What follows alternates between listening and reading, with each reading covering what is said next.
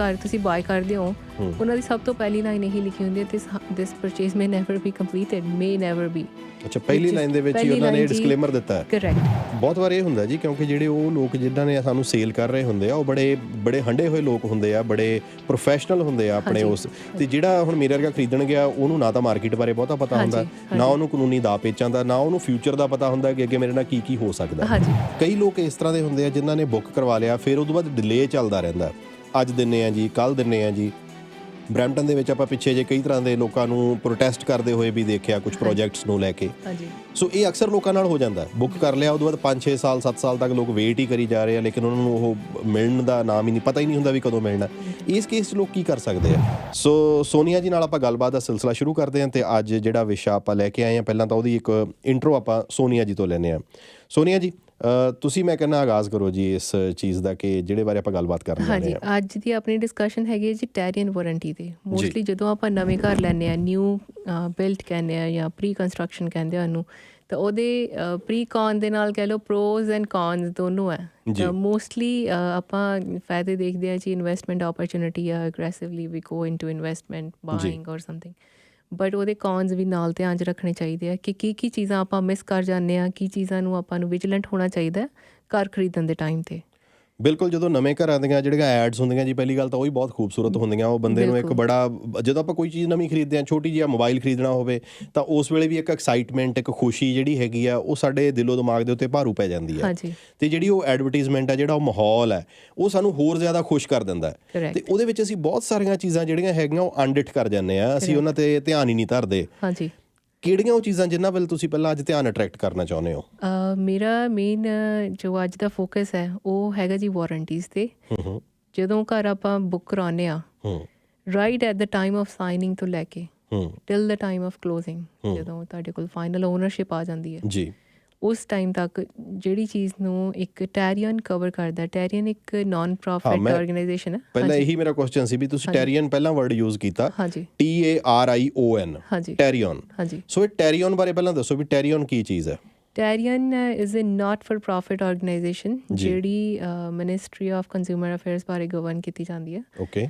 ਉਹਨਾਂ ਨੇ ਇੱਕ ਨਿਊ ਬਾਇਰਸ ਜਿਹੜੇ ਆ, ਨਿਊ ਬਿਲਡ ਕਰ ਲੈਂਦੇ ਆ, ਜਿਹੜੇ ਬਿਲਡਰਸ ਆ, ਉਹਨਾਂ 'ਤੇ ਕੁਛ ਚੈੱਕ ਰੱਖਣ ਵਾਸਤੇ ਅਤੇ ਬਾਇਰਸ ਨੂੰ ਪ੍ਰੋਟੈਕਟ ਕਰਨ ਵਾਸਤੇ ਇਹ ਆਰਗੇਨਾਈਜੇਸ਼ਨ ਚੱਲ ਰਹੀ ਹੈ। ਪਹਿਲਾਂ ਵੀ ਸੀ, ਪਹਿਲਾਂ ਡਿਫਰੈਂਟ ਨੇਮ ਤੋਂ ਸੀ, Ontario new home warranty protection, but now it is governed as Tarion. Okay. So ਜਿਹੜੀ ਪਹਿਲਾਂ ਸੀ ਮੇਰੇ ਖਿਆਲ 'ਚ ਉਹਦਾ ਕਾਫੀ ਪੁਰਾਣਾ 1976 ਤੋਂ ਲੈ ਕੇ ਉਹ ਇੱਕ ਪ੍ਰਬੰਧ ਗਵਰਨਮੈਂਟ ਵੱਲੋਂ ਚਲਾਇਆ ਜਾਂਦਾ ਸੀ। ਹਾਂਜੀ। ਸੋ ਇਹ ਇੱਕ ਸਰਕਾਰ ਵੱਲੋਂ ਮਾਨਤਾ ਪ੍ਰਾਪਤ ਆਪਾਂ ਕਹਿ ਸਕਦੇ ਹਾਂ ਇੱਕ ਨਾਟ ਫॉर ਪ੍ਰੋਫਿਟ ਆਰਗੇਨਾਈਜੇਸ਼ਨ ਹੈ, ਜਿਹੜੀ ਲੋਕਾਂ ਦੇ ਹਿੱਤਾਂ ਨੂੰ ਧਿਆਨ ਵਿੱਚ ਰੱਖ ਕੇ ਬਣਾਈ ਗਈ ਹੈ, ਲੋਕਾਂ ਦੇ ਹਿੱਤਾਂ ਦੀ ਪ੍ਰੋਟੈਕਸ਼ਨ ਕਰਦੀ ਹੈ। ਕਿਉਂਕਿ ਨਵੇਂ ਘਰ ਦੇ ਵਿੱਚ ਬਹੁਤ ਸਾਰੀਆਂ ਐਸੀਆਂ ਚੀਜ਼ਾਂ ਹੁੰਦੀਆਂ ਜਿਹੜੀਆਂ ਬਿਲਡਰ ਮਿਸ ਕਰ ਸਕਦਾ ਜੀ, ਤਾਂ ਉਹਨਾਂ ਨੂੰ ਪ੍ਰੋਟੈਕਟ ਕਰਨ ਵਾਸਤੇ ਕੀ ਤੁਹਾਨੂੰ ਡਿਪੋਜ਼ਿਟ ਦੀਆਂ ਗਾਰੰਟੀਜ਼, ਵਾਰੰਟੀਜ਼ ਐਂਡ ਘਰ ਬਣਨ ਤੋਂ ਬਾਅਦ ਕੀ ਚੀਜ਼ਾਂ ਪ੍ਰੋਟੈਕਟ ਹੁੰਦੀਆਂ, ਉਹ ਸਾਰੀਆਂ ਟੈਰੀਅਨ ਤੁਹਾਨੂੰ ਇਨਫੋਰਮ ਕਰਦਾ। ਅੱਛਾ, ਕਿਹੜੀਆਂ ਚੀਜ਼ਾਂ ਹੁੰਦੀਆਂ ਜੇ ਆਪਾਂ ਪਹਿਲਾਂ ਇਹਦੇ 'ਤੇ ਗੱਲ ਕਰ ਲਈਏ ਵੀ ਕਿਹੜੀਆਂ ਉਹ ਚੀਜ਼ਾਂ ਹੈਗੀਆਂ ਜਿਹਨੂੰ ਇਹ ਪ੍ਰੋਟੈਕਟ ਕਰਦਾ ਹੈਗਾ? ਹਾਂਜੀ, ਸਭ ਤੋਂ ਪਹਿਲਾਂ ਤਾਂ ਜੀ ਜਦੋਂ ਆਪਾਂ ਐਗਰੀਮੈਂਟ ਕਰਨਾ, ਕੋਈ ਵੀ ਪ੍ਰੀ ਕੰਸਟਰਕਸ਼ਨ ਦਾ ਐਗਰੀਮੈਂਟ, ਪਹਿਲਾਂ ਚੀਜ਼ ਆਪਾਂ ਦੇਖਣੀ ਹੈ ਕਿ ਜਿਹੜਾ ਬਿਲਡਰ ਹੈ ਉਹ ਰੈਪੂਟੇਬਲ ਹੈ, ਉਹਦਾ ਬਿਲਡਰ ਦਾ ਐਨਰੋਲਮੈਂਟ ਨੰਬਰ ਹੈਗਾ। ਕਿਉਂਕਿ ontario ਦੇ ਵਿੱਚ ਜੇ ਤੁਸੀਂ ਨਿਊ ਬਿਲਡ ਘਰ ਵੇਚਣਾ ਤਾਂ ਤੁਹਾਡਾ ਟੈਰੀਅਨ ਨਾਲ ਐਨਰੋਲਮੈਂਟ ਹੋਣੀ ਜ਼ਰੂਰੀ ਹੈ। ਓਕੇ। ਸੋ HCRA ਇੱਕ ਅਥਾਰਟੀ ਹੈ, that is home construction regulatory authority. ਉਹਦੇ ਨਾਲ ਉਹ ਇੱਕ ਐਨਰੋਲਮੈਂਟ ਨੰਬਰ ਆਉਂਦਾ ਜੋ ਟੈਰੀਅਨ ਨਾਲ ਰਜਿਸਟਰ ਹੁੰਦਾ ਜੀ। ਜੇ ਬਿਲਡਰ ਦਾ ਉਹ ਟੈਰੀਅਨ ਐਨਰੋਲਮੈਂਟ ਨਹੀਂ ਹੋਈ ਵੀ ਜਾਂ ਤੁਹਾਡੇ ਘਰ ਦੀ ਟੈਰੀਅਨ ਐਨਰੋਲਮੈਂਟ ਨਹੀਂ ਹੋਈ ਵੀ ਤਾਂ ਤੁਸੀਂ ਉਹ ਘਰ ਦੇ ਵਿੱਚ ਸੇਫ ਨਹੀਂ ਹੋ, ਉਹ ਘਰ ਤੁਹਾਡੇ ਲਈ ਸੇਫ ਨਹੀਂ ਹੈਗਾ। Don't go for that investment. ਇਹ ਚੈੱਕ ਕਿਵੇਂ ਕਰਨਾ ਵੀ ਆਪਾਂ ਜਿਹੜਾ ਕੋਈ ਬਿਲਡਰ ਹੈਗਾ ਉਹ ਟੈਰੀਅਨ ਨਾਲ ਰਜਿਸਟਰ ਹੈ ਕਿ ਨਹੀਂ, ਅਸੀਂ ਕਿੱਥੇ ਚੈੱਕ ਕਰ ਸਕਦੇ ਹਾਂ ਇਹ? ਤੁਹਾਨੂੰ ਜਦੋਂ ਤੁਸੀਂ ਐਗਰੀਮੈਂਟ ਕਰਨਾ ਉਸ ਟਾਈਮ ਤੁਸੀਂ ਬਿਲਡਰ ਨੂੰ ਪੁੱਛ ਸਕਦੇ ਹੋ, ਜਿਹੜਾ ਪਰਸਨ ਤੁਹਾਨੂੰ ਸੈਲ ਕਰ ਰਿਹਾ ਉਹਨੂੰ ਪੁੱਛੋ ਕਿ ਬਿਲਡਰ ਦਾ ਐਨਰੋਲਮੈਂਟ ਨੰਬਰ ਕੀ ਹੈ।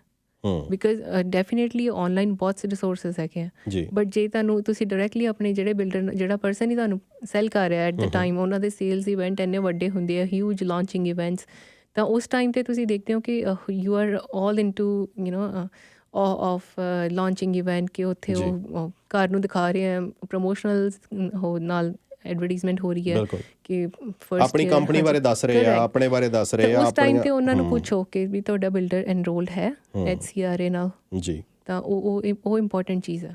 ਓਕੇ। ਸੋ ਮਤਲਬ ਬਿਲਡਰ ਜਿਹੜਾ ਹੈ ਜੀ, ਅਸੀਂ ਇਹ ਜ਼ਰੂਰ ਧਿਆਨ ਰੱਖਣਾ ਹੈ ਕਿ ਬਿਲਡਰ ਜਿਹੜਾ ਹੈ ਉਹਨੂੰ ਪੁੱਛ ਸਕਦੇ ਹਾਂ ਅਸੀਂ ਕਿ ਟੈਰੀਓਨ ਨਾਲ ਤੁਹਾਡੀ ਰਜਿਸਟ੍ਰੇਸ਼ਨ ਜਿਹੜੀ ਹੈ HCRA ਦੇ ਥਰੂ ਜਿਹੜੀ ਤੁਹਾਡੀ ਰਜਿਸਟ੍ਰੇਸ਼ਨ ਆ ਉਹ ਹੋਈ ਹੈ, ਜੇ ਹੋਈ ਹੈ ਤਾਂ ਉਹਦਾ ਨੰਬਰ ਕੀ ਹੈ, ਤੁਸੀਂ ਕਿੱਥੇ ਉਹਨੂੰ ਡਿਸਪਲੇ ਕੀਤਾ।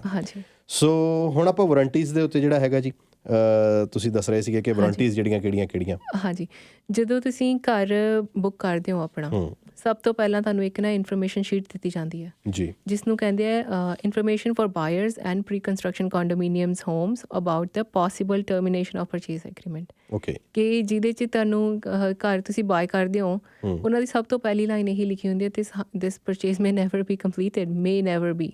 ਅੱਛਾ, ਪਹਿਲੀ ਲਾਈਨ ਦੇ ਵਿੱਚ ਹੀ ਉਹਨਾਂ ਨੇ ਡਿਸਕਲੇਮਰ ਦਿੱਤਾ ਹੈ। Correct, there is a possibility it may never be completed, but ਆਪਾਂ ਉਸ ਦੇ ਨਾਲ ਡੈਫੀਨੇਟਲੀ ਇਹ ਤਾਂ ਨਹੀਂ ਹੈ ਕਿ ਪਹਿਲਾਂ ਹੀ ਨੈਗੇਟਿਵ ਇਫੈਕਟ 'ਤੇ ਜਾ ਕੇ ਵੀ ਡੋਂਟ ਵਰਕ, ਬਟ ਯੈਸ ਉਹਦੇ ਨਾਲ ਤੁਸੀਂ ਬਾਕੀ ਚੀਜ਼ਾਂ ਨੂੰ ਕੀ ਚੈੱਕ ਰੱਖਣਾ, ਉਹ ਤੁਹਾਨੂੰ ਪਹਿਲੀ ਲਾਈਨ 'ਤੇ ਤਾਂ ਵਿਜੀਲੈਂਟ ਕਰਦੇ ਆ ਦੈਟ ਸਭ ਤੋਂ ਪਹਿਲਾਂ ਤੁਸੀਂ ਆਪਣਾ ਐਗਰੀਮੈਂਟ ਰਿਵਿਊ ਕਰਾਓ ਜੀ। ਉਹਦੇ ਵਿੱਚ 10 ਡੇਜ਼ ਕੂਲਿੰਗ ਆਫ ਪੀਰੀਅਡ ਹੁੰਦਾ ਐਗਰੀਮੈਂਟ ਰਿਵਿਊ ਕਰਾਉਣ ਲਈ ਆਪਣੇ ਲਾਇਰ ਦੇ ਨਾਲ, ਕਿ ਕਿਹੜੀਆਂ ਉਹਦੇ 'ਚ ਹਿਡਨ ਕਾਸਟ ਹੈਗੀਆਂ, ਕੀ ਤੁਹਾਡੇ ਕੌਨਸੀਕੁਐਂਸਿਸ ਆ, ਕਿੰਨਾ ਤੁਸੀਂ ਡਿਪੋਜ਼ਿਟ ਸਟਰਕਚਰ ਹੈ ਤੁਹਾਡਾ, ਤੇ ਕਿੰਨਾ ਡਿਪੋਜ਼ਿਟ ਤੁਹਾਡਾ ਪ੍ਰੋਟੈਕਟਡ ਆ, ਕਿੰਨਾ ਨਹੀਂ ਪ੍ਰੋਟੈਕਟਡ। ਇਹ ਬਹੁਤ ਇੰਪੋਰਟੈਂਟ ਹੈ। ਬਹੁਤ ਵਾਰ ਅਸੀਂ ਦੇਖਦੇ ਹਾਂ ਕਿ ਆਹ ਬਿਲਡਰ ਦਾ ਡਿਪੋਜ਼ਿਟ ਸਟਰਕਚਰ ਹੈ, ਉਹਨੂੰ ਸੁਣ ਕੇ ਅਸੀਂ ਕਹਿੰਦੇ ਹਾਂ ਕਿ ਇਹ we are bound to it and ਇਹ ਤੋਂ ਬਿਨਾਂ ਅਸੀਂ ਨਹੀਂ ਕਰਾਂਗੇ। ਬਟ ਤੁਸੀਂ ਇਹ ਚੀਜ਼ ਦਾ ਹਮੇਸ਼ਾ ਖਿਆਲ ਰੱਖਣਾ ਕਿ ਜਿਹੜਾ ਪ੍ਰੀ ਕੰਸਟਰਕਸ਼ਨ ਬੁੱਕ ਕਰ ਰਹੇ ਹੋ ਘਰਾਂ ਦੇ ਵਾਸਤੇ ਤੇ ਕੰਡੋਮੀਨੀਅਮ ਵਾਸਤੇ ਜੀ, ਦੋ ਤਰ੍ਹਾਂ ਦੀ ਵੱਖਰੀ ਪ੍ਰੋਟੈਕਸ਼ਨ ਦਾ ਅਮਾਊਂਟ ਦਿੱਤਾ ਹੋਇਆ ਟੈਰੀਅਨ ਨੇ। ਓਕੇ, ਸਿਰਫ ਉਹਨਾਂ ਅਮਾਊਂਟ ਹੀ ਤੁਹਾਡਾ ਕਵਰ ਹੁੰਦਾ। ਕੱਲ੍ਹ ਨੂੰ ਜੇ ਬਿਲਡਰ ਡਿਪੋਜ਼ਿਟ ਨਹੀਂ ਕਰਦਾ, ਬਿਲਡਰ ਕੰਸਟਰਕਸ਼ਨ ਕੰਪਲੀਟ ਨਹੀਂ ਕਰਦਾ, ਤਾਂ ਉਹਨਾਂ ਹੀ ਡਿਪੋਜ਼ਿਟ ਦਾ ਅਮਾਊਂਟ ਤੁਹਾਡਾ ਟੈਰੀਅਨ ਵੱਲੋਂ ਪ੍ਰੋਟੈਕਟਡ ਆ। ਅੱਛਾ, ਇਹ ਕੋਈ ਪਰਸੈਂਟੇਜ ਹੁੰਦੀ ਹੈ ਜਿਹੜੀ ਤੁਸੀਂ ਕਹਿ ਰਹੇ ਹੋ ਵੀ? ਕਰੈਕਟ। ਜਿਹੜਾ ਕੰਡੋਮੀਨੀਅਮ ਹੈ, ਜੇ ਕੰਡੋਮੀਨੀਅਮ ਦੇ ਅੰਡਰ ਕਾਮਨ ਐਲੀਮੈਂਟਸ ਦੇ ਇੱਕ ਕੰਡੋਮੀਨੀਅਮ ਹੁੰਦੇ ਆ ਪਲਾਨ ਨੰਬਰ ਜੀ, ਉਸ ਦੇ ਅੰਡਰ ਉਹਨਾਂ ਵਾਸਤੇ ਪ੍ਰੋਟੈਕਸ਼ਨ ਹੈਗੀ ਜੀ 20,000। ਓਕੇ, $20,000 ਇਹ ਸਟੈਂਡਰਡ ਹੈ, ਮਤਲਬ ਇਹ ਸਟੈਂਡਰਡ ਹੈ। ਓਕੇ, ਜੇ 20,000 ਤੁਸੀਂ 20,000 ਤੋਂ ਉੱਪਰ ਡਿਪੋਜ਼ਿਟ ਦਿੰਦੇ ਹੋ, ਤੁਹਾਡਾ ਉਹ ਪ੍ਰੋਟੈਕਟਡ ਨਹੀਂ ਹੈ ਬਾਈ ਟੈਰੀਅਨ। ਓਕੇ, ਉਹਨੂੰ ਤੁਸੀਂ ਕਿੱਦਾਂ ਪ੍ਰੋਟੈਕਟ ਕਰਨਾ ਹੈ ਕਿ ਡਿਪੋਜ਼ਿਟ ਤੁਸੀਂ ਲਾਇਰ ਦੇ ਟਰਸਟ ਅਕਾਊਂਟ 'ਚ ਦਿਓ, ਸਿੱਧਾ ਵੈਂਡਰ ਨੂੰ ਨਾ ਦਿਓ, ਸਿੱਧਾ ਬਿਲਡਰ ਨੂੰ ਨਾ ਦਿਓ। ਓਕੇ, ਜੇ ਉਹ ਲਾਇਰ ਦੇ ਟਰਸਟ ਅਕਾਊਂਟ 'ਚ ਹੈ, ਲਾਇਰ ਦੇ ਕੋਲੇ ਸਟਿਲ ਇੱਕ ਗਵਰਨਿੰਗ ਅਥਾਰਟੀ ਹੈਗੀ ਹੈ, ਲਾਅ ਸੁਸਾਇਟੀ, ਜਿਨ੍ਹਾਂ ਨੇ ਉਸ ਡਿਪੋਜ਼ਿਟ ਨੂੰ ਨਿਗਰਾਨੀ ਹੇਠ ਰੱਖਣਾ ਜੀ, ਤਾਂ ਉਹ 20,000 ਤੁਹਾਡਾ ਪ੍ਰੋਟੈਕਸ਼ਨ ਅਮਾਊਂਟ ਆ ਜਿਹੜਾ ਟੈਰੀਅਨ ਨੇ ਕਵਰ ਕਰਨਾ। ਉਹ ਵੈਂਡਰ ਨੂੰ ਜੇ ਜਾਂਦਾ ਵੀ ਆ, ਟੈਰੀਅਨ ਇੰਸ਼ੋਰਸ, ਜੇ ਬਿਲਡਰ ਤੁਹਾਡਾ ਐਨਰੋਲਡ ਆ, ਤਾਂ ਹੀ ਮੈਂ ਕਹਿੰਦੀ ਹਾਂ ਕਿ ਐਗਰੀਮੈਂਟ ਕਰਨ ਤੋਂ ਪਹਿਲਾਂ ਚੈੱਕ ਕਰੋ ਬਿਲਡਰ ਇਜ਼ ਐਨਰੋਲਡ। ਬਿਲਕੁਲ, ਤਾਂ ਹੀ ਤੁਹਾਡਾ ਉਹ 20,000 ਡਿਪੋਜ਼ਿਟ ਪ੍ਰੋਟੈਕਟ ਹੁੰਦਾ। ਉਸ ਤੋਂ ਅੱਗੇ ਲਾਇਰ ਨੇ ਪ੍ਰੋਟੈਕਟ ਕਰਨਾ ਬਾਕੀ ਦਾ ਅਮਾਊਂਟ। ਜੇ ਹੈਗਾ ਘਰ, ਕੰਡੋਮੀਨੀਅਮ ਨਹੀਂ ਆ, ਕੋਈ ਡੀਟੈਚਡ ਹੋਮ ਆ, ਕੋਈ ਸੈਮੀ ਡੀਟੈਚਡ ਹੋਮ ਹੈ, ਤਾਂ ਉਹਦੇ ਵਾਸਤੇ ਹੈ 60,000 ਅਪ ਟੂ 60,000 ਜਾਂ 10% ਆਫ ਦਾ ਪਰਚੇਸ ਪ੍ਰਾਈਸ, ਜਿਹੜਾ ਕਿ ਅਪ ਟੂ 100,000 ਤੱਕ ਕਵਰਡ ਆ। ਓਕੇ, ਜੇ ਤੁਹਾਡਾ ਘਰ 7 ਲੱਖ ਦਾ ਤਾਂ 70,000, ਜੇ 8 ਲੱਖ ਦਾ ਤਾਂ 80,000, ਉਹ ਓਨਾ ਹੀ ਅਮਾਊਂਟ ਕਵਰ ਹੋਣਾ ਉਹਦੇ 'ਚ।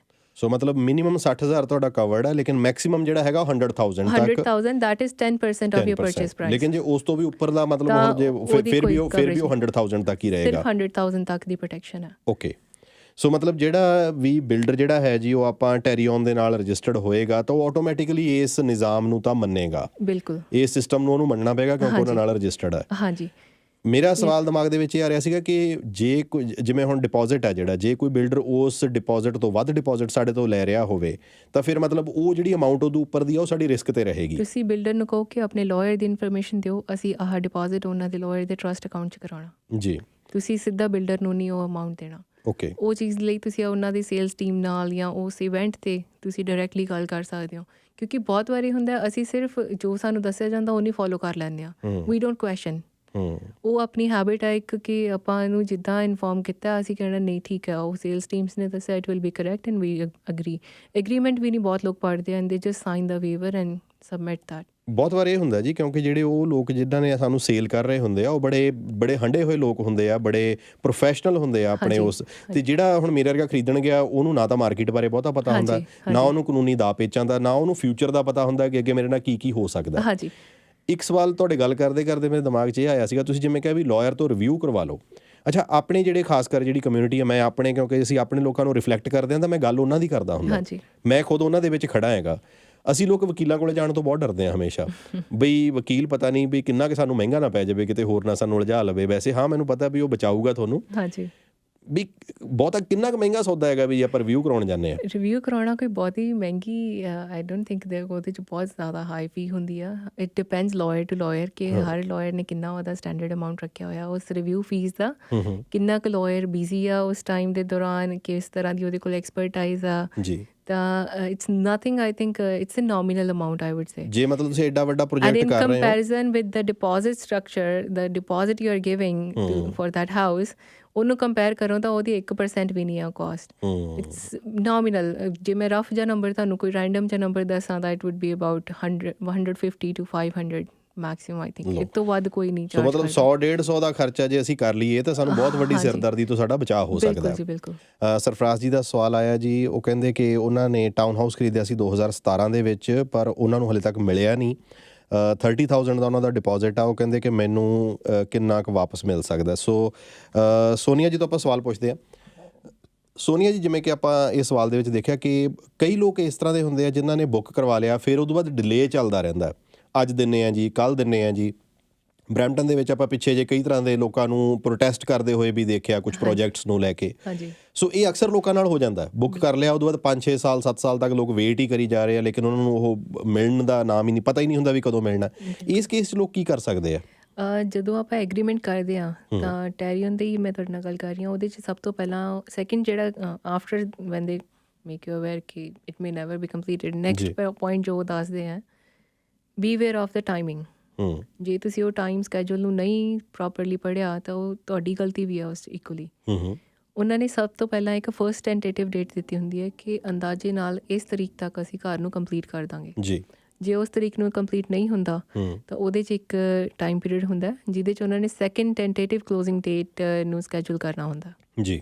ਜੇ ਉਹ ਸੈਕਿੰਡ ਕਲੋਜ਼ਿੰਗ ਡੇਟ ਤੱਕ ਵੀ ਕਲੋਜ਼ ਨਹੀਂ ਹੁੰਦਾ, ਮਾਫ ਕਰਨਾ ਮੈਂ ਵਿੱਚੋਂ ਟੋਕ ਰਿਹਾ, ਹਾਂਜੀ, ਇਹ ਜਿਹੜਾ ਪਹਿਲਾ ਐਗਰੀਮੈਂਟ ਬਣਦਾ ਉਸੇ 'ਚ ਹੀ ਸੈਕਿੰਡ ਡੇਟ ਵੀ ਲਿਖੀ ਹੁੰਦੀ ਹੈ? ਉਸ ਦੇ ਵਿੱਚ ਨਾ ਇੱਕ ਸਟੇਟਮੈਂਟ ਆਫ ਕ੍ਰਿਟੀਕਲ ਡੇਟਸ ਦਾ ਇੱਕ ਪੂਰਾ ਪੇਜ ਹੁੰਦਾ ਜੀ, ਜਿਸ 'ਚ ਤੁਹਾਨੂੰ 3 ਜਾਂ 4 ਤਰੀਕਾਂ ਦਿੱਤੀਆਂ ਜਾਂਦੀਆਂ। Okay. First tentative date, second tentative date, firm occupancy date and delayed closing, ਜਿਹਨੂੰ ਉਸ ਟਾਈਮ ਪੀਰੀਅਡ ਦੇ ਅਕੋਰਡਿੰਗ ਜਿਹੜਾ ਵੀ earlier of first or second tentative date 'ਤੇ 365 ਡੇਜ਼ ਤੱਕ ਕਰਨਾ ਉਹਨਾਂ ਨੇ। ਰਾਈਟ। ਸੋ ਉਹ ਸਕੈਜੂਲ ਨੂੰ ਪੜ੍ਹੋ ਪਹਿਲਾਂ ਹਮੇਸ਼ਾ, ਬਿਕੋਜ਼ ਬਹੁਤ ਲੋਕ ਹੁੰਦੇ ਆ ਜਿਹੜੇ ਉਸ ਸਕੈਜੂਲ ਨੂੰ ਪੜ੍ਹਦੇ ਹੀ ਨਹੀਂ, ਕਿਉਂਕਿ ਅਸੀਂ ਐਗਰੀਮੈਂਟ ਦੇਖਦੇ ਹਾਂ ਉਹ ਛੋਟੇ ਫੌਂਟ 'ਚ ਲਿਖਿਆ ਹੁੰਦਾ, ਵੀ ਜਸਟ ਕੀਪ ਸਾਈਨਿੰਗ, ਉਹ ਪੇਜ ਟਰਨ ਕਰਦੇ ਆ। ਹਰ ਪੇਜ 'ਤੇ ਇਨੀਸ਼ੀਅਲ ਕਰਾਉਣ ਦਾ ਮਤਲਬ ਕੀ ਆ ਕਿ ਯੂ ਰੀਡ ਇਟ, ਤਾਂ ਹੀ ਉਹ ਤੁਹਾਨੂੰ 10 ਦਿਨਾਂ ਦਾ ਕੂਲਿੰਗ ਆਫ ਪੀਰੀਅਡ ਦਿੰਦੇ ਆ ਕਿ ਆਪਣੇ ਲਾਇਰ ਨਾਲ ਰਿਵਿਊ ਕਰ ਲਓ, ਤੁਸੀਂ ਉਹਨੂੰ ਘਰੇ ਬਹਿ ਕੇ ਪੜ੍ਹ ਲਓ। ਬਟ ਉਹ ਚੀਜ਼ਾਂ ਨੂੰ ਹਮੇਸ਼ਾ ਧਿਆਨ 'ਚ ਰੱਖੋ ਕਿ ਜਿਹੜੀਆਂ ਸਟੇਟਮੈਂਟ ਆਫ ਕ੍ਰਿਟੀਕਲ ਡੇਟਸ ਹੈ, ਵਾਟ ਡਜ਼ ਦੈਟ ਮੀਨ। ਤਾਂ ਜੇ ਆਪਾਂ ਫਰਸਟ ਟੈਂਟੇਟਿਵ ਡੇਟ ਦੀ ਜੋ ਕਲੋਜ਼ਿੰਗ ਡੇਟ ਦੀ ਗੱਲ ਕਰਦੇ ਹਾਂ, that is given by the builder ਉਸ ਟਾਈਮ 'ਤੇ ਕਿ ਵੀ ਆਹ ਫੋਰ ਐਗਜ਼ਾਮਪਲ 2022 ਦੇ ਅਕਤੂਬਰ ਤੱਕ ਮੈਂ ਇੰਨੀ ਤਰੀਕ ਤੱਕ ਇਸ ਨੂੰ ਕਲੋਜ਼ ਕਰ ਦਾਂਗਾ ਜੀ। ਨਹੀਂ ਹੋਇਆ ਤਾਂ ਉਹਨੇ ਇੱਕ ਨੋਟਿਸ ਭੇਜਣਾ ਬਾਇਰ ਨੂੰ, ਤਾਂ ਉਹ ਵਿਦਿਨ 120 ਡੇਜ਼ ਉਹ ਸੈਕਿੰਡ ਟੈਂਟੇਟਿਵ ਕਲੋਜ਼ਿੰਗ ਡੇਟ ਦਿੰਦਾ। ਠੀਕ ਹੈ। ਜੇ ਉਸ ਵਿੱਚ ਵੀ ਨਹੀਂ ਹੁੰਦਾ ਤਾਂ ਇੱਕ ਡਿਲੇਡ ਕਲੋਜ਼ਿੰਗ ਡੇਟ ਨੂੰ ਡਿਸਾਈਡ ਕਰਦੇ ਆ ਮਿਊਚੁਅਲੀ ਜੀ। ਤਾਂ ਉਸ ਦੇ ਦੌਰਾਨ ਇੱਕ ਕੰਪਨਸੇਸ਼ਨ ਵੀ ਮਿਲਦੀ ਹੈ ਤੁਹਾਨੂੰ। ਓਕੇ। ਅਗੇਨ ਟੈਰੀਅਨ ਦਾ ਰੋਲ ਉੱਥੇ ਆਉਂਦਾ। ਠੀਕ ਹੈ। ਉਹ ਕੰਪਨਸੇਸ਼ਨ ਹੁੰਦੀ ਹੈ ਜੀ $150 ਪਰ ਡੇ ਜੇ ਡਿਲੇ ਹੁੰਦਾ ਤਾਂ, ਜੇ ਡਿਲੇ ਹੁੰਦਾ ਆਫਟਰ ਸੈਕਿੰਡ ਕਲੋਜ਼ਿੰਗ ਡੇਟ। ਤਾਂ ਉਹ ਤੁਸੀਂ ਉਹਦੇ ਲਾਇਰ ਨੂੰ, ਤੁਸੀਂ ਜਿਹੜਾ ਬਿਲਡਰ ਦਾ ਲਾਇਰ ਆ ਉਹਨੂੰ ਤੁਸੀਂ ਲਿਖਦੇ ਹੋ, ਜਾਂ ਆਪਣੇ ਏਜੰਟ ਥਰੂ ਤੁਸੀਂ ਬਿਲਡਰ ਨੂੰ ਲਿਖੋ। ਨਹੀਂ ਲਿਖਿਆ ਤਾਂ ਟੈਰੀਅਨ ਨੂੰ ਤੁਸੀਂ ਸਿੱਧਾ ਕੰਟੈਕਟ ਕਰ ਸਕਦੇ ਹੋ। ਓਕੇ। ਤਾਂ ਉਹ ਡਿਲੇਡ ਕਲੋਜ਼ਿੰਗ ਡੇਟ ਦੇ ਟਾਈਮ 'ਤੇ $150 ਪਰ ਡੇ for the number of days that they have delayed. Okay. ਔਰ ਟੋਟਲ ਕੈਪ ਉਹਨੂੰ ਕੀਤਾ ਹੋਇਆ $7,500. ਓਕੇ। ਤਾਂ ਉਹ ਤੁਸੀਂ $7,500 ਦੀ ਆਪਣੀ ਕੰਪਨਸੇਸ਼ਨ ਲੈਂਦੇ ਹੋ। ਠੀਕ ਹੈ। ਜੇ ਉਸ ਤੋਂ ਬਾਅਦ ਵੀ ਤੁਹਾਡੀ ਕਲੋਜ਼ਿੰਗ ਨਹੀਂ ਹੁੰਦੀ, ਉਹਨੇ ਬਿਲਡਰ ਨੇ $7,500 ਦੇ ਕੇ ਹੀ ਸੇਜ਼ ਕਿ ਮੇਰੇ ਤੋਂ ਹਜੇ ਸਟਿਲ ਕਲੋਜ਼ ਨਹੀਂ ਹੋ ਰਿਹਾ ਜੀ, ਤਾਂ ਉਸ ਅਮਾਊਂਟ ਤੋਂ ਬਾਅਦ ਇੱਕ ਫਰਮ ਕਹਿ ਲਓ ਵੈਂਡਰ ਤੋਂ ਫਰਮ ਕਲੋਜ਼ਿੰਗ ਡੇਟ ਲੈਂਦੇ ਆ। ਉਸ ਤੋਂ ਬਾਅਦ ਉਹ ਇੱਕ ਆਊਟਸਾਈਡ ਕਲੋਜ਼ ਆਕੂਪੈਂਸੀ ਡੇਟ ਹੁੰਦੀ ਆ। ਠੀਕ ਹੈ। ਉਹ ਆਊਟਸਾਈਡ ਆਕੂਪੈਂਸੀ ਡੇਟ ਤੋਂ ਜੇ 30 ਡੇਜ਼ ਤੱਕ ਤੁਸੀਂ ਆਪਣਾ ਫੁੱਲ ਡਿਪੋਜ਼ਿਟ ਵਾਪਸ ਨਹੀਂ ਮੰਗਦੇ ਜੀ, ਤਾਂ ਤੁਹਾਡੀ ਗਲਤੀ ਆ ਉਹ, ਕਿਉਂਕਿ ਉਹ 30 ਡੇਜ਼ ਦੀ ਤੁਹਾਨੂੰ ਵਿੰਡੋ ਦਿੰਦੇ ਆ। ਓਕੇ। ਕਿ ਤੁਸੀਂ ਉਹ ਐਗਰੀਮੈਂਟ ਨੂੰ ਟੋਟਲੀ ਟਰਮੀਨੇਟ ਕਰਕੇ ਆਪਣਾ ਪੂਰਾ ਡਿਪੋਜ਼ਿਟ ਵਾਪਸ ਲੈ ਕੇ ਵਿਦ ਕੰਪਨਸੇਸ਼ਨ, ਜੋ ਤੁਹਾਡੀ ਆਹ $7,500 ਦੀ ਗੱਲ ਕੀਤੀ ਹੈ, you can go out of the contract. ਨਾਲ ਆਪਣੀ ਜਿਹੜੀ ਡਿਪੋਜ਼ਿਟ ਮਨੀ ਆ ਉਹਦੇ 'ਤੇ ਇੰਟਰਸਟ ਵੀ ਲੈ ਸਕਦੇ ਹੋ ਐਜ਼ ਪਰ ਦਾ ਐਗਰੀਮੈਂਟ। ਉਹ ਤੁਹਾਡੀ ਵਿਜੀਲੈਂਸ ਤੱਕ ਕਿ ਤੁਸੀਂ ਇਸ ਡੇਟਸ ਨੂੰ, ਸਕੈਜੂਲ ਨੂੰ ਫੋਲੋ ਕਰ ਰਹੇ ਹੋ ਪ੍ਰੋਪਰ ਜਾਂ ਨਹੀਂ ਕਰ ਰਹੇ। ਉਹ ਕੰਪਨਸੇਸ਼ਨ ਪੂਰੀ ਲੈਣ ਵਾਸਤੇ ਤੁਹਾਨੂੰ ਲੱਗਦਾ ਕਿ ਨਹੀਂ, ਪਤਾ ਨਹੀਂ ਕਿੰਨਾ ਕੁਛ ਕਰਨਾ ਪਏਗਾ, ਕਿੰਨੇ ਪੇਪਰਸ ਦੇਣੇ ਪੈਣੇ ਆ, it's nothing hard and fast. ਤੁਸੀਂ ਡਾਇਰੈਕਟਲੀ ਟੈਰੀਅਨ ਨੂੰ ਵੀ ਅਪਰੋਚ ਕਰੋ। ਤੁਹਾਨੂੰ ਜਿਹੜਾ ਟੈਰੀਅਨ ਐਨਰੋਲਮੈਂਟ ਨੰਬਰ ਮਿਲਦਾ ਤੁਹਾਡੇ ਘਰ ਵਾਸਤੇ ਜੀ, ਡਾਇਰੈਕਟਲੀ ਤੁਸੀਂ ਟੈਰੀਅਨ ਨੂੰ ਵੀ ਲਿਖ ਸਕਦੇ ਹੋ ਈਮੇਲ ਰਾਹੀਂ, ਨਹੀਂ ਤਾਂ ਬਿਲਡਰ ਦੇ ਲਾਇਰ ਨੂੰ ਲਿਖੋ ਜੀ। ਹਾਂਜੀ।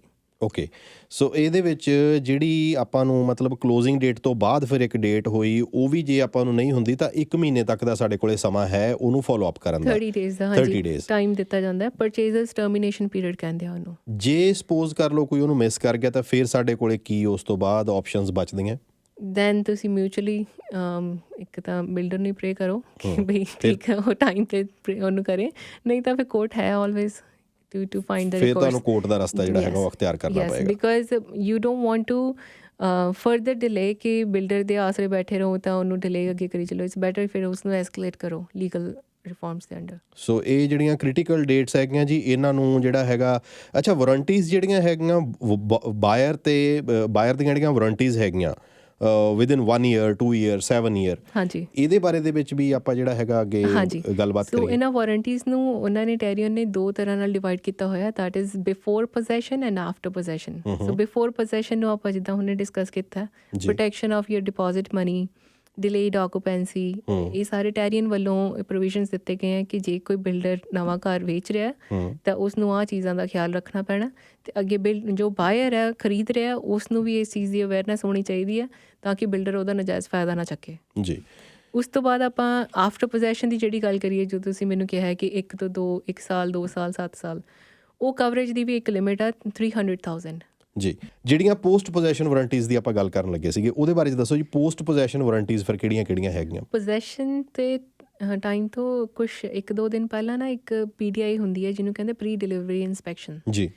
ਸਭ ਤੋਂ ਇੰਪੋਰਟੈਂਟ ਰੋਲ ਤੁਹਾਡਾ ਉੱਥੇ ਵੀ ਹੈ, ਕਿਉਂਕਿ ਉਹ ਜੋ ਉਹਦੇ 'ਚ ਤੁਸੀਂ ਨੁਕਸ ਕੱਢਣੇ ਆ, ਜੋ ਤੁਹਾਡੀ ਪ੍ਰੋਪਰਟੀ ਦੇ ਡੀਫੈਕਟਸ ਹੈਗੇ ਆ, ਉਹਨਾਂ ਨੂੰ ਨੋਟ ਕਰਕੇ ਤੁਸੀਂ ਟੈਰੀਅਨ ਨੂੰ ਵੀ ਉਹ ਸਬਮਿਟ ਕੀਤਾ ਜਾਂਦਾ ਬਿਲਡਰ ਵੱਲੋਂ ਜਾਂ ਤੁਹਾਡੇ ਵੱਲੋਂ, ਤੁਸੀਂ ਵੀ ਡਾਇਰੈਕਟਲੀ ਕਰ ਸਕਦੇ ਹੋ। Because it's like a checkpoint for the Tarion that ਅਗਰ ਕੱਲ੍ਹ ਨੂੰ ਕੋਈ ਉਹਦੇ ਡੀਫੈਕਟ ਨਿਕਲਦਾ ਪ੍ਰੋਪਰਟੀ 'ਤੇ, they can always come back and say okay this was pointed out in PDI as well, ਤਾਂ ਬਿਲਡਰ ਨੇ ਉਹਨੂੰ ਕੰਪਲੀਟ ਕੀਤਾ ਜਾਂ ਨਹੀਂ ਕੀਤਾ, ਕਿਸ ਸਟੈਂਡਰਡਸ ਦੇ ਥਰੂ ਕੀਤਾ।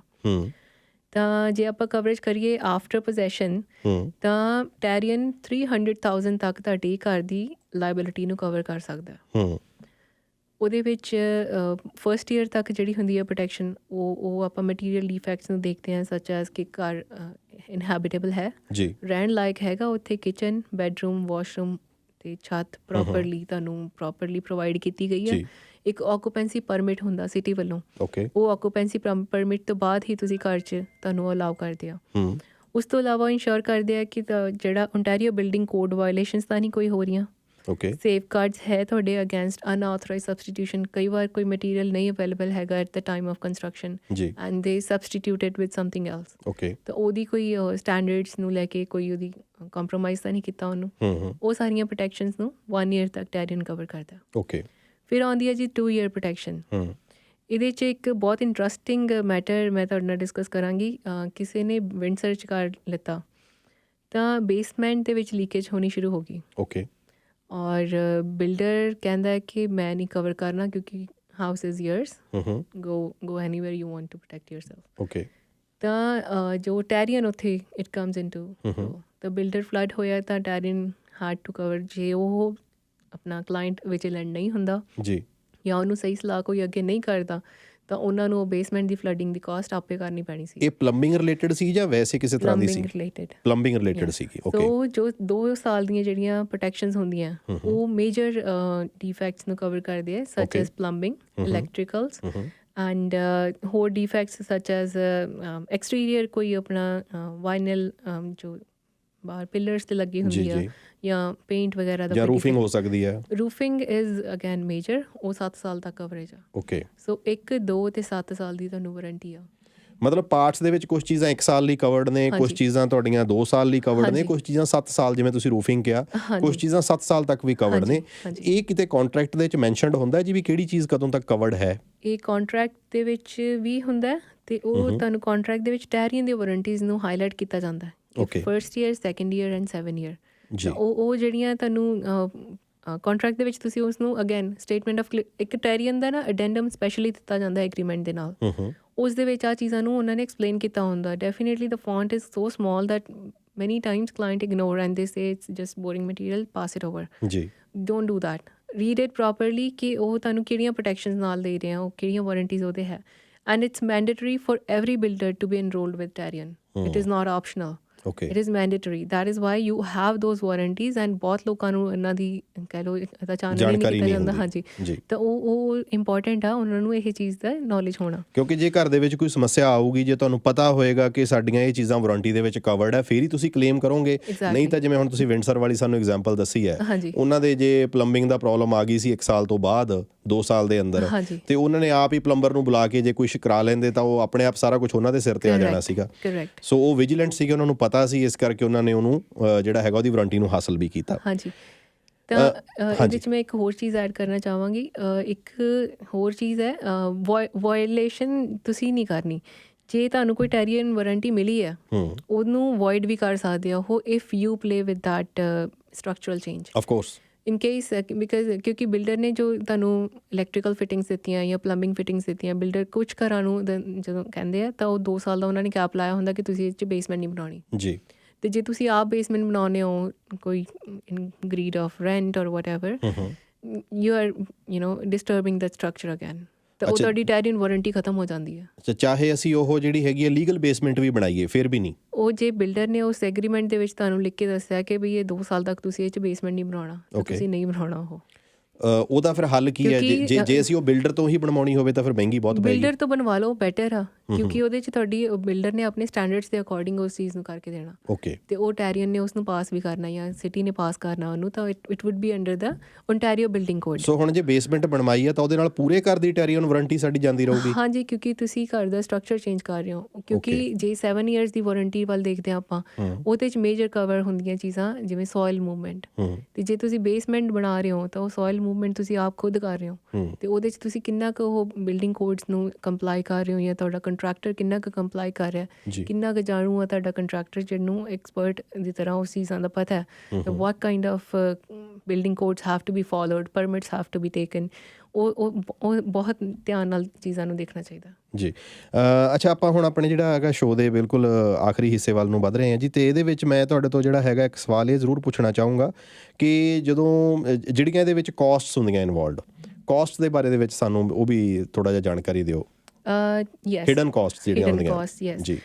ਇਟਸ ਐਕਚੁਅਲੀ ਆਈ ਵੁੱਡ ਸੇ ਜਦੋਂ ਆਪਾਂ ਘਰ ਬੁੱਕ ਕਰਾਉਂਦੇ ਹਾਂ ਆਪਾਂ ਨੂੰ ਲੱਗਦਾ ਜੀ ਅਸੀਂ ਜੀ $100, ਮੈਂ ਹਮੇਸ਼ਾ $100 ਦਾ ਅਮਾਊਂਟ ਤਾਂ ਲੈਂਦੀ ਹਾਂ ਕਿ ਸਮਝਣਾ ਸੌਖਾ, ਪਰਸੈਂਟੇਜ ਸੌਖੀ ਨਿਕਲ ਆਉਂਦੀ ਹੈ। ਹਾਂਜੀ, ਤਾਂ ਜੇ ਤੁਸੀਂ ਜੇ ਘਰ ਲਿੱਤਾ ਤੁਹਾਨੂੰ ਲੱਗਦਾ 100 ਦਾ ਘਰ ਤੁਹਾਨੂੰ 100 'ਚ ਹੀ ਮਿਲਣਾ, no it's not that. It is ਉਹਦਾ ਪਰਚੇਜ਼ ਪ੍ਰਾਈਸ ਡੈਫੀਨੇਟਲੀ 100 ਮੀਨਸ 100 ਜੀ, ਬਟ ਜਿਹੜੀਆਂ ਉਹਦੇ ਨਾਲ ਐਡੀਸ਼ਨਲ ਕਾਸਟਾਂ ਐਗਰੀਮੈਂਟ 'ਚ ਵੀ ਮੈਨਸ਼ਨ ਕੀਤੀਆਂ ਹੁੰਦੀਆਂ, ਅਗੈਨ ਛੋਟੇ ਫੌਂਟ ਦੇਖ ਕੇ ਅਸੀਂ ਇਗਨੋਰ ਕਰ ਦਿੰਦੇ ਹਾਂ, ਬਟ ਉਹ ਐਗਰੀਮੈਂਟ 'ਚ ਤੁਹਾਨੂੰ ਸਪੈਸੀਫਾਈ ਕੀਤਾ ਜਾਂਦਾ ਕਿ ਜੇ ਉਹ ਗੈਸ ਮੀਟਰ ਇੰਸਟਾਲੇਸ਼ਨ ਹੈ, ਵਾਟਰ ਮੀਟਰ ਇੰਸਟਾਲੇਸ਼ਨ ਹੈ, ਟਰੀ ਪਲਾਂਟਿੰਗ ਚਾਰਜਿਸ ਹੈ, ਡਿਵੈਲਪਮੈਂਟਲ ਕਾਸਟ ਹੈ, ਐਜੂਕੇਸ਼ਨ ਲੈਵੀਜ਼ ਹੈ, ਲਾਅ ਸੋਸਾਇਟੀ ਫੀਸ ਬਾਈ ਦ builder's lawyer ਜਾਂ builder lawyer fees, all those are always mentioned in the agreement. ਉਹ ਤੁਹਾਨੂੰ ਵੀ ਪੇ ਕਰਨੀਆਂ ਚਾਹੀਦੀਆਂ, ਉਹ ਅਕੋਰਡਿੰਗ ਟੂ ਦ ਐਗਰੀਮੈਂਟ ਜੋ ਤੁਸੀਂ ਐਗਰੀ ਕੀਤੀਆਂ। ਜੇ ਤੁਸੀਂ ਉਹਨਾਂ ਨੂੰ ਐਗਰੀ ਨਹੀਂ ਕੀਤਾ, ਤੁਹਾਨੂੰ ਉਹਦੇ ਬਾਰੇ ਨੌਲੇਜ ਨਹੀਂ ਹੈ, ਤਾਂ ਤੁਸੀਂ ਉਹਦੇ ਲਈ ਜ਼ਿੰਮੇਦਾਰ ਹੋ, ਕਿਉਂਕਿ ਤੁਸੀਂ ਧਿਆਨ ਨਹੀਂ ਦਿੱਤਾ ਜੀ ਕਿ ਉਸ ਕਾਸਟਾਂ ਨੂੰ ਤੁਸੀਂ ਨੈਗੋਸ਼ੀਏਟ ਕਰ ਸਕਦੇ ਸੀ ਪਹਿਲਾਂ ਜਾਂ ਨਹੀਂ ਕਰ ਸਕਦੇ ਸੀ।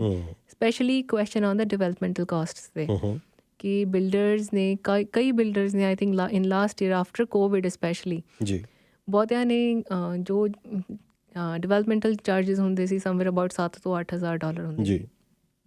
ਅੱਜ ਦੀ ਤਰੀਕ ਦੇ ਵਿੱਚ ਉਹਨਾਂ ਦੀ ਕੰਸਟਰਕਸ਼ਨ ਵੱਧ ਗਈ, ਕੰਸਟਰਕਸ਼ਨ ਕਾਸਟ ਵੱਧ ਗਈ ਜੀ, ਤਾਂ ਉਹਨਾਂ ਨੇ ਉਸ ਨੂੰ ਡਿਵੈਲਪਮੈਂਟ ਕਾਸਟ ਦੇ ਅੰਡਰ ਕਵਰ ਕਰਕੇ ਕਿਸੇ ਨੂੰ $19,000 ਲਾਇਆ, ਕਿਸੇ ਨੂੰ $22,000 ਲਾਇਆ, ਕਿਸੇ ਨੂੰ $27,000 ਲਾਇਆ। ਘਰ ਤੁਸੀਂ 4 ਲੱਖ ਦਾ ਲੈ ਰਹੇ ਹੋ, ਨਾਲ 27,000 ਤੁਸੀਂ ਉਹਦੇ 'ਤੇ ਡਿਵੈਲਪਮੈਂਟ ਕਾਸਟ ਦੇ ਰਹੇ ਹੋ, which is like increasing purchase price of your house way to more. ਅਤੇ ਕਿਸੇ ਕੋਲ ਇੱਕਦਮ 20,000 ਘਰ 'ਚ ਤਾਂ ਨਹੀਂ ਪਿਆ ਹੁੰਦਾ ਕਿ ਨਾਲ ਹੀ ਅਸੀਂ ਉਹਨੂੰ ਪੇ ਕਰ ਦਈਏ, ਬਿਕਾਜ਼ ਉਹਨਾਂ ਦੇ ਆਲਰੇਡੀ ਐਡੀਸ਼ਨਲ ਕਾਸਟਾਂ ਇੰਨੀਆਂ ਹੁੰਦੀਆਂ, land transfer tax, lawyer fees and everything, ਤਾਂ ਉਹ ਕਾਸਟ ਕਵਰ ਕਰਨੀ ਮੁਸ਼ਕਿਲ ਹੋ ਜਾਂਦੀ ਹੈ ਜੀ। It's better you always cap that. ਜਦੋਂ ਤੁਸੀਂ ਐਗਰੀਮੈਂਟ ਸਾਈਨ ਕਰਨਾ, ਅਗੇਨ ਉਹ ਜਿਹੜਾ 10 ਦਿਨ ਦਾ ਕੂਲਿੰਗ ਆਫ ਪੀਰੀਅਡ ਹੈ ਉਹ ਇੰਪੋਰਟੈਂਟ ਆ। ਇਸੇ ਚੀਜ਼ ਲਈ ਕਿ ਤੁਸੀਂ ਜਦੋਂ ਲਾਇਰ ਕੋਲੇ ਰਿਵਿਊ ਕਰਦੇ ਹੋ ਤੁਹਾਨੂੰ ਲਾਇਰ ਇਸ ਚੀਜ਼ ਲਈ ਐਜੂਕੇਟ ਕਰਦਾ cap these developmental cost, cap these cost, cap these charges, ਕਿ ਜੇ ਕੱਲ੍ਹ ਨੂੰ ਬਿਲਡਰ ਉਸ ਨੂੰ ਕਹਿੰਦਾ ਕਿ ਨਹੀਂ ਅਸੀਂ ਇੱਥੇ ਲਿਖਿਆ ਹੋਇਆ that whatever would be then cost of assignment or development or education levy, we will charge you that. Better you cap it before signing the agreement. You are aware, ਤੁਸੀਂ ਉਸ ਚੀਜ਼ ਲਈ ਪ੍ਰਿਪੇਅਰ ਹੁੰਦੇ ਹੋ ਕਿ closing ਦੇ time 'ਤੇ ਮੈਂ 100 ਨਹੀਂ, ਮੈਂ $105, $110, $120 ਦੇਣੇ ਆ and I have to save for that amount. ਬਿਲਕੁਲ। ਕੁਛ ਇੱਕ ਦੋਸਤਾਂ ਦੇ ਸਵਾਲ ਨੇ ਆਪਣੇ ਸੋਨੀਆ ਜੀ ਜਿਹੜੇ ਆਪਾਂ ਨੂੰ ਮੇਰੇ ਖਿਆਲ 'ਚ ਆਨਸਰ ਕਰਨੇ ਚਾਹੀਦੇ ਅਤੇ ਕਰਨੇ ਵੀ ਪੈਣੇ ਆ, ਲੇਕਿਨ ਕਿਉਂਕਿ ਸਮਾਂ ਇਜਾਜ਼ਤ ਨਹੀਂ ਦੇ ਰਿਹਾ ਇਸ ਕਰਕੇ ਆਪਾਂ ਬਹੁਤ ਜਲਦ ਇਹਨਾਂ ਦੇ ਆਨਸਰ ਜਿੰਨੇ ਵੀ ਦੇ ਸਕੀਏ। ਤਰਨ ਹੋਣਾ ਦਾ ਮੈਸੇਜ ਹੈ ਜੀ, ਉਹ ਕਹਿੰਦੇ ਕਿ ਕੋਂਡੋ ਟਾਊਨ ਹਾਊਸ ਜਿਹੜਾ ਬਰੈਂਪਟਨ ਦੇ ਵਿੱਚ, ਉਹ ਕਹਿੰਦੇ booked in 2020 and actual closing was in June 2023. Occupancy closing is done and the building is taken 12 post dated checks for almost $4,300 till closing is done, and closing date is still not disclosed by the builder. And this $4,300 amount is also not deducted from the down payment. In this case, what we can do as a buyer, as this amount is almost double than the actual EMI, and what if I refuse to pay this amount? What is the best solution in this case?